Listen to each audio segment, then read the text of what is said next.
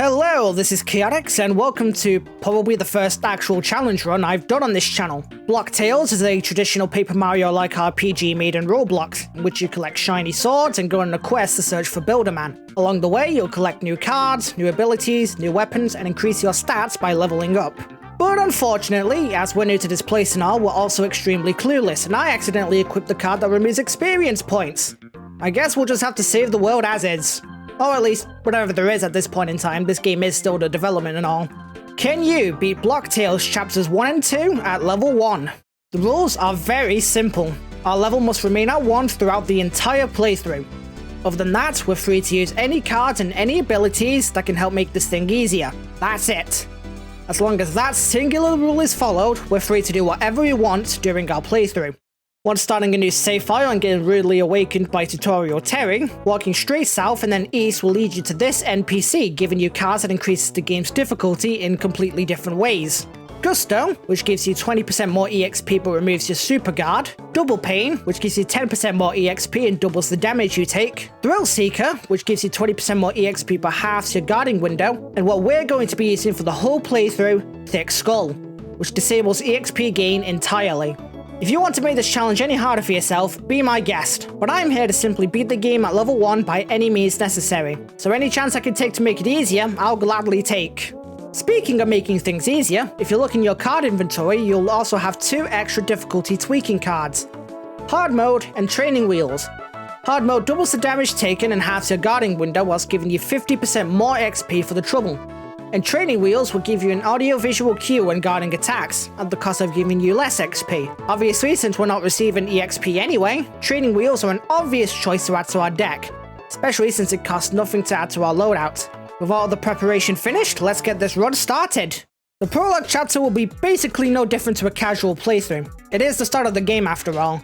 That being said, you may already notice a problem. Without the ability to level up, we only have 3 BP to work with, meaning we can hold to, at most, 3 cards that cost 1 BP. It won't be long before we use up all of our remaining slots, so it's pretty important you choose your cards carefully. This run will also change significantly if you plan on doing this with other players.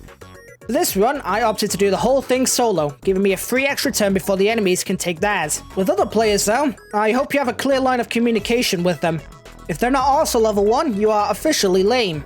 Additionally, it's important to note that all items and extra abilities such as the elemental swords will always be used before the enemy's turn, unless a status effect such as Dizzy prevents it from being used. After defeating the red and blue twins and walking forward for a bit, Tutorial Terry will give you Power Stab. This card will be your strongest method of attack for the remainder of the game. However, it costs 3 SP to use, and since we're only limited to 5 SP, we can only use it once per battle without restoring SP in some way. There are multiple ways of restoring SP during a battle. The first is using any SP restorative items such as Stinky Lattes. The second is by defending or passing a turn, giving you 1 SP. The third method will require us to beat Chapter 1, that being using the Ice Dagger once we defeat the Cruel King and charge Sword Energy. Also, after every successful battle, you restore 1 HP and 1 SP. As you'll soon find out later, items are extremely important during this run, as they'll basically be your only method of restoring any decent amount of HP during a battle. Whilst there are cards that you can equip that will allow you to heal, I consider them not really worth it due to not only taking up precious BP slots, but also because they lower your overall damage output. Items will do just fine. And if any fights are giving you trouble, don't forget that winning is overrated and it sucks. For example, if there are 4 enemies that are all particularly dangerous, I recommend running away like a little sissy baby. Whilst you lose 10 ticks for running as well as gaining nothing from the fight, trust me, there are plenty of easier fights you could be doing if you need more. And if a run attempt fails, just try again. Running for a second time always has a guaranteed success rate. Just before starting Chapter 1, there's a mini-boss fight against the Nubador, as well as Red and Blue. Red and Blue only have 2 health each, so I opted to use a bomb I had in my inventory to instantly knock them down, leaving only the Nubador himself. Luckily, he only has 1 move, that being Elbow Drop. Be careful though, whilst it doesn't do a lot of damage, it does inflict you with Dizzy, meaning there's a chance that your action won't go through. It's not long before we TKO the Nubador and move on. Resist the temptation to jump into the water, run away from everyone else and enter the cave to officially begin Chapter 1. In the caves, you'll find and obtain Line Bounce, which is pretty much your only way of damaging multiple enemies at once without using bombs, and is what I recommend when fighting regular enemies.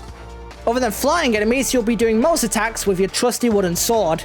bash it against everybody's face in order to move on, hopefully unscathed. Before leaving the caves, there's a mini-boss against the Supreme Ant. Luckily, this is one of the easiest mini-bosses in the game.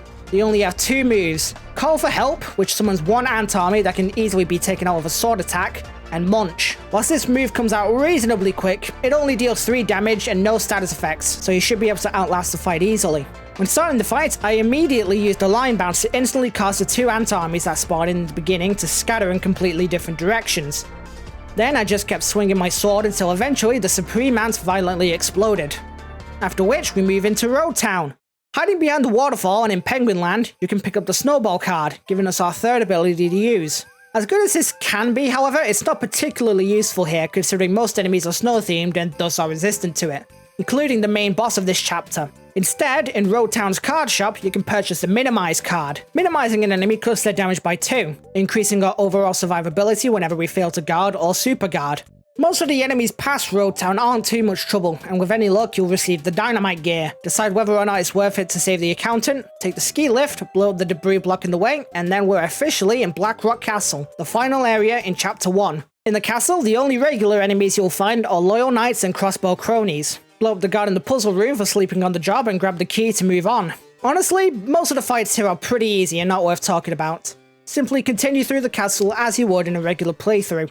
The main sticking point in this section are the bosses, starting with the infamous sentient statue.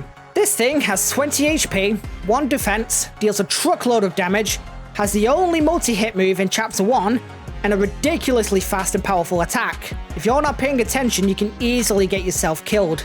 In this footage, you might also notice I have Snowball equipped. That's because I'm a dumb stupid idiot. If you do not wish to be a dumb stupid idiot, you should be using Minimize instead. Minimize has a much higher chance to proc than Snowball and would have been extremely useful during this fight. Unfortunately, I remain a dumb stupid idiot until Chapter 2. Thankfully, after dealing with the Floor 19 Weezer room in the pit during a casual playthrough, I had all the confidence I needed to knock down the sentient statue on my first attempt. Once outside in the courtyard, buy some chocolate ice cream, break the window, and destroy the chandelier.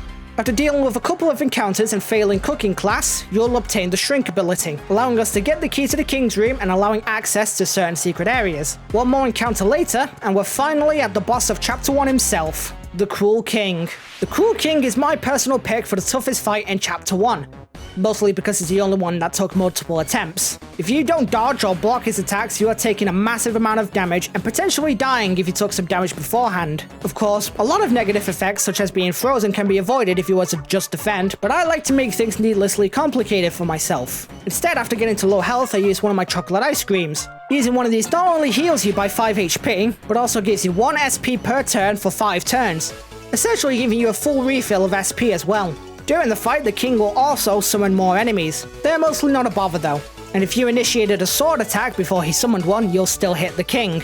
Set to Strike has a very deceptive timing window, being extremely difficult to dodge without training wheels giving you a hand. And Freeze can deal a total of 8 damage when unfrozen. If your health isn't at full, I recommend healing to full before attacking. With enough good guards and dodges, I managed to defeat the Cruel King on my 3rd attempt. After giving him the cold shoulder and taking the ice dagger for ourselves, we officially end Chapter 1 and begin Chapter 2. After successfully beating Shaletsky and learning how to use the ice dagger, fast travel back to Bizville and head over to West Bizville. There's a card shop in here that you can go to. Whilst a lot of these cards are not that useful, a couple of them could be useful in your run, namely Charge, Charge Defense, and Power Rush. Charge is a card that you can get later in the chapter, so don't even bother wasting your ticks on it. Charge Defense is a card that boosts your defense by 1 for 2 turns. Since we're on a solo run, you really only get it about once per enemy turn, so it's not really too useful either. Power Rush, meanwhile, gives you +1 attack when your HP is at 5 or lower. This is a pretty good card, and one that I didn't even consider using until after I finished my initial run. Afterwards, head north to the airport and take the plane to Plainstown. Most of the enemies you find around here aren't that much of an issue, save for the Gar, who has 2 defense and is sharp, meaning it can't be attacked by ball attacks at all. Luckily, since the sword pierces a bit of defense, using a power stab and then a regular stab is a guaranteed KO. This only works if we strike first due to it buffing our attack for 1 turn. Afterwards, we can shrink and move into the anthill. Due to us being permanently minimized whilst we're down here, our damage is drastically lowered. To make matters worse, the most common enemies you'll find down here are mosquito swarms. Failure to dodge their attacks will not only poison you, but will also heal them. They'll also get healed a bit when blocked as well. As well as this, you'll also find hedgehogs down here. These guys have a multi-hit moves that will catch you off guard unless you know beforehand. This will be a recurring theme throughout this chapter. Once we make it out of the anthill, we can make our way over to Terratopolis. Along the way, you'll also encounter gorillas. Their punch comes out extremely quick. You better be reading that text box to know exactly what attack they're going to do, or else you're likely getting hit. As well as this, their pound attack is another multi-hit move that hits 3 times. Once we're in Terratopolis, you may be tempted to purchase some of the alternate weapons in the shop. Personally though, I consider them not really viable for this challenge, at least when playing solo. The slingshot will be completely useless against armored enemies, including the boss of this chapter. The rocket launcher is a more decent option, but you'd also lose access to both line bounce, minimize, and any other ball-related cards that you obtained along the way, all of which are too useful to leave behind. It was also here where I decided to sell my snowball, as I didn't think it'd be that useful for the remainder of the run. It may be more useful in later chapters though. If we ever do need it again, we can find them being held rarely by cheeky eagles. Terratopolis also has a ton of extremely good healing items, some of which you can even get for free just by hitting some of the trees around the area. After sleeping in the inn and walking forward, we find the mayor being kidnapped by the main antagonist of this chapter, the Griefer. Now it's the part you've all been waiting for. A dumb, stupid minigame. Jam out to one of the best themes in the game whilst driving the jeep you stole, avoiding the obstacles and intentionally running over the comically large gorilla to make our way over to the rainforest. Here, you'll not only encounter a lot of the same enemies you've seen earlier in the chapter, but also toxic dartmen, toxic spearmen, and venom wizards. The spearmen's attacks are luckily extremely easy to dodge. The dartmen can catch you off guard with their dart barrage, being another multi-hit move, and the wizard staff smackdown is another multi-hit attack. The venom wizards can also call for help, but I never encountered this happening during my playthrough.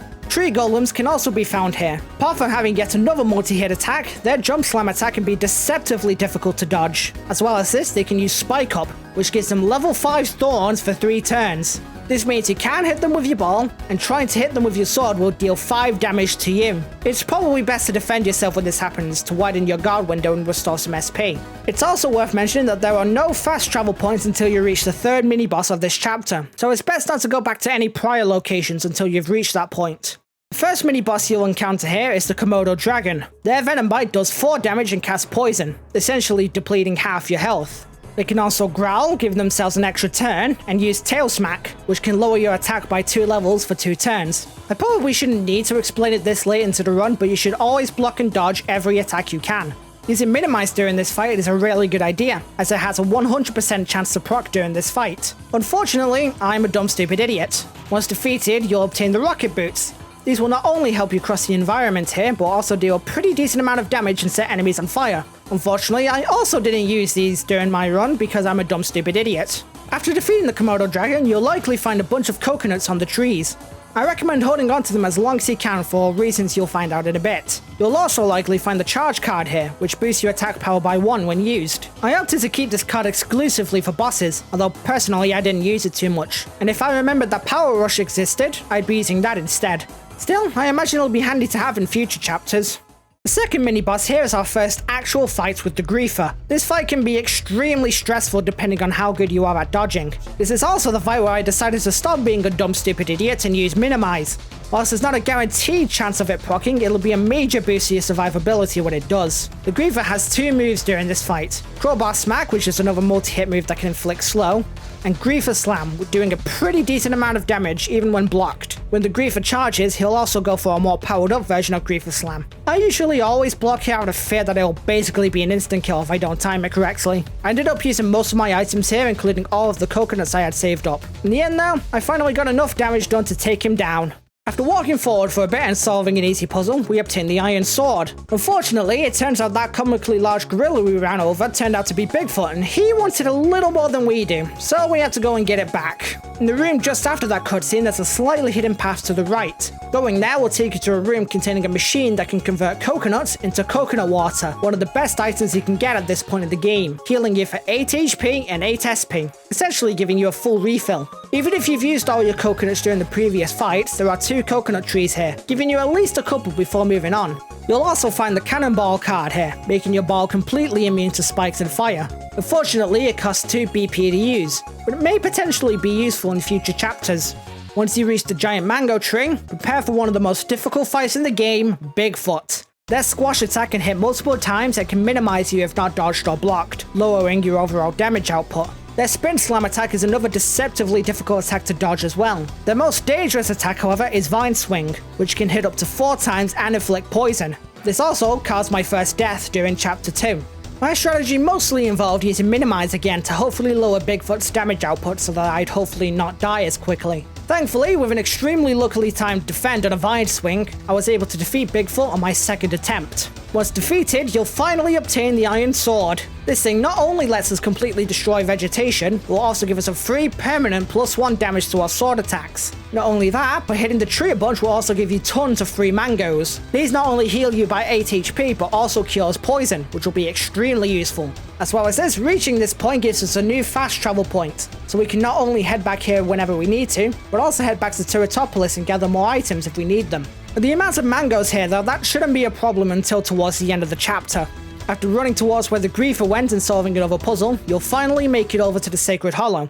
All of the enemies here are the exact same as what you've just fought outside, so there's not really too much to talk about here until you reach the Griefer's crib. Just be careful not to fall down.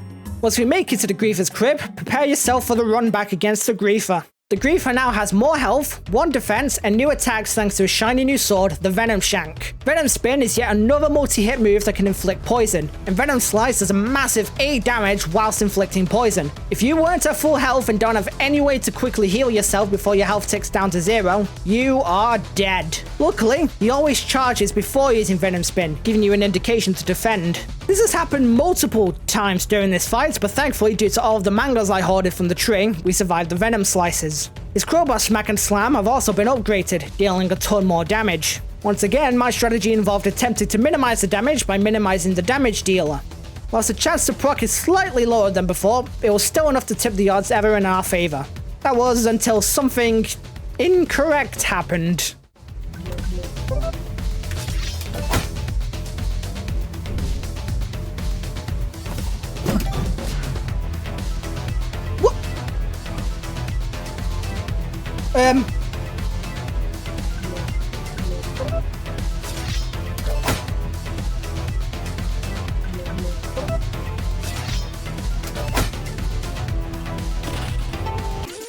Okay.